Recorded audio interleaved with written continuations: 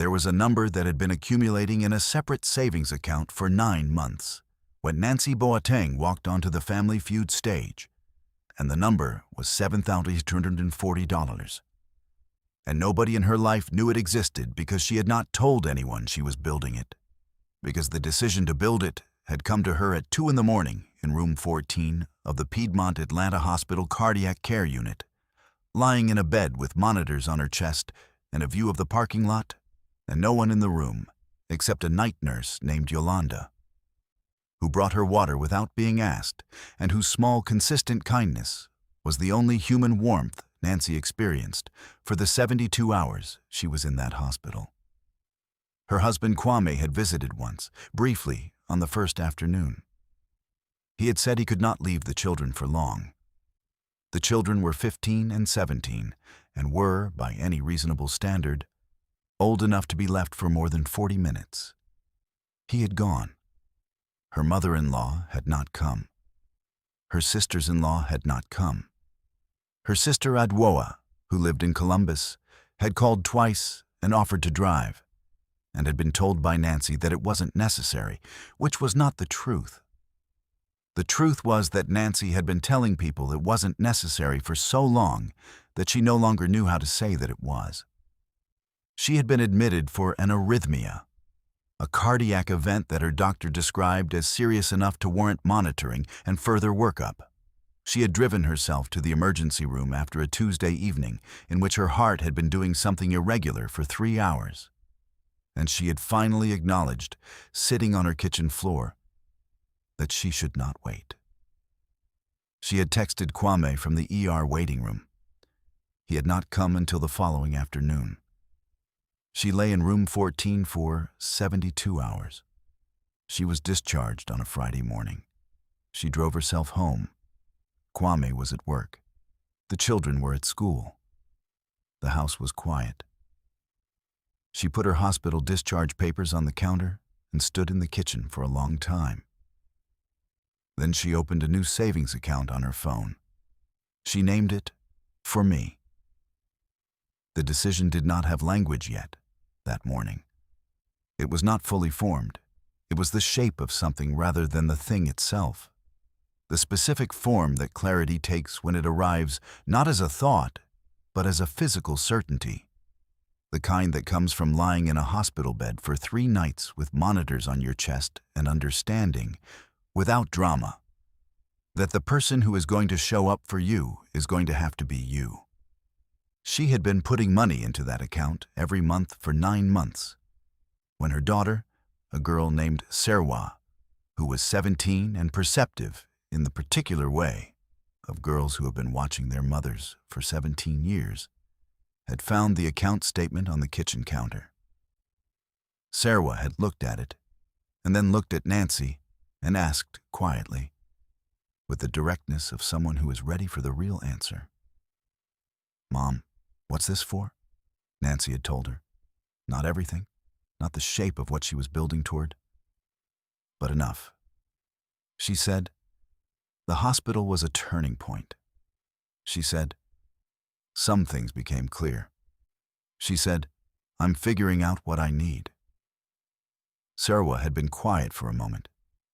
Then she said, "I should have come, Mom. I should have come to the hospital." She was 17 years old when she said it. Nancy had held her for a long time.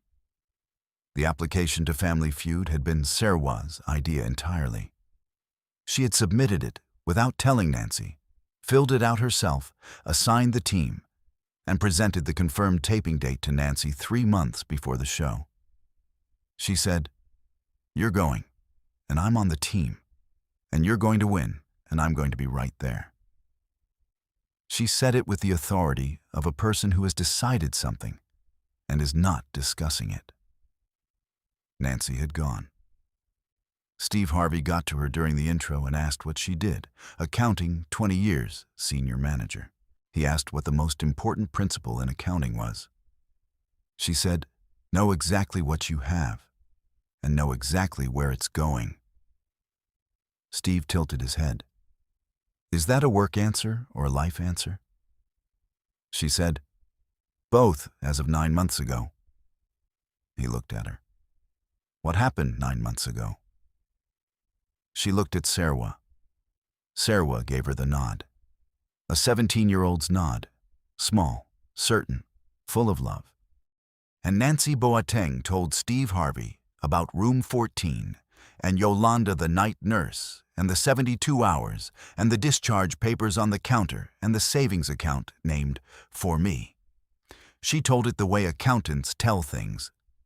Without excess, with precision, with the specific clarity of someone who has been running numbers on her own situation for 9 months and has arrived at a conclusion. She said, I decided that if I was going to be the only one who showed up for me, I was going to be very good at it. The studio fell completely silent. Steve Harvey had gone very still. He stood at the podium and looked at Nancy for a long moment without speaking. Say that last part again, he said. She said it again. If I was going to be the only one who showed up for me, I was going to be very good at it. 300 people held still. Not the usual game show pause, a different kind of silence entirely. The kind that forms around a sentence that has arrived with its full weight. Steve stepped back from the podium. He pressed his handkerchief to his eyes. A crew member near the lighting board had gone completely still. Serwa, on the family side of the stage, was looking at her mother with an expression that had the specific quality of a child, recognizing that the parent they are watching is more than the role they fill. Let me tell you something, Steve said. He walked forward from behind the podium, unhurried. An old man at a gas station once told me, Son, God's got a plan bigger than your pain. I was sleeping in my car. I was eating out of whatever I could find. I was at the bottom of everything. And those words were the only thing I had to hold on to. Because nobody was showing up for me either. Nobody. He stopped. He looked at Nancy. You were lying in that hospital room, and Yolanda brought you water, and you made a decision. That is not a small thing. That is a person looking at their own life with absolute honesty and saying, if this is what it is, I am going to be excellent at taking care of myself. Because 40 years ago, I was the one in the room alone, and the decision I made in that room changed everything. And yours is going to change everything too. Stop everything, Steve said. He was decided. We are stopping the game. This has never happened in this show's 45-year history. Not for a woman who drove herself to the hospital and drove herself home and stood in a quiet kitchen and made a decision that changed her life. He walked Nancy to the front of the stage.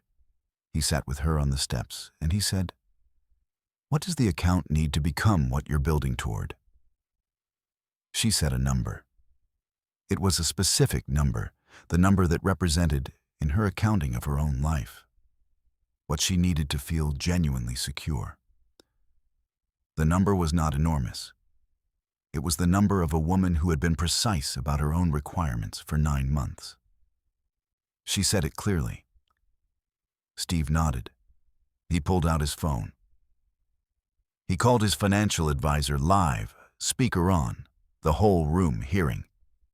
He said, Nancy Boateng is a senior accounting manager who drove herself to the hospital and drove herself home and made a decision at 2 a.m. that she was going to show up for herself. He said, I want to match whatever she's built in 9 months and add it to what she needs. The advisor confirmed the commitment on the call. The room heard it, but Steve wasn't done. He held up his hand. There was more. He called a women's cardiac health advocacy organization his foundation had worked with before, live, briefly, on speaker, and arranged for Nancy to be connected with their financial wellness program for women with cardiac health events. The program provided both medical follow-up support and financial planning resources. It was free. The room heard that too. He turned to the competing family. the Quarty family from Savannah, whose matriarch, a woman named Abina, who was 70 years old, crossed the stage without being asked and stood in front of Nancy and said, "I was in a room alone too. It changes you. You changed right." Both families received the $25,000 prize. Abina and Nancy stood together for a moment on that stage. Two women who had been alone in different rooms and had each made their own version of the same decision. Steve Harvey looked at Nancy Boateng, at Serwa, at the camera, and said 5 words. Room 14, she decided. Everything. The audience had been on its feet for 3 minutes. When the episode aired 6 weeks later, the savings account named For Me became a movement. Within 48 hours, more than 2 million women had opened their own separate savings accounts and shared the news online.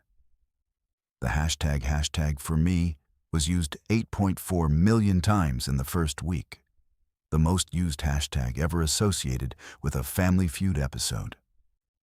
Financial institutions reported unusual volume in single account openings.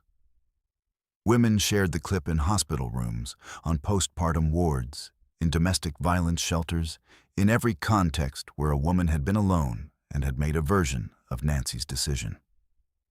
It reached 320 million views in 10 days. 3 months after the taping, Nancy told Kwame. She showed him the account and explained what it meant. He asked if she was leaving. She said, "Not yet." She said, "That depends on whether the things that put me in that room alone change." He enrolled in couples counseling the following week. She went with him.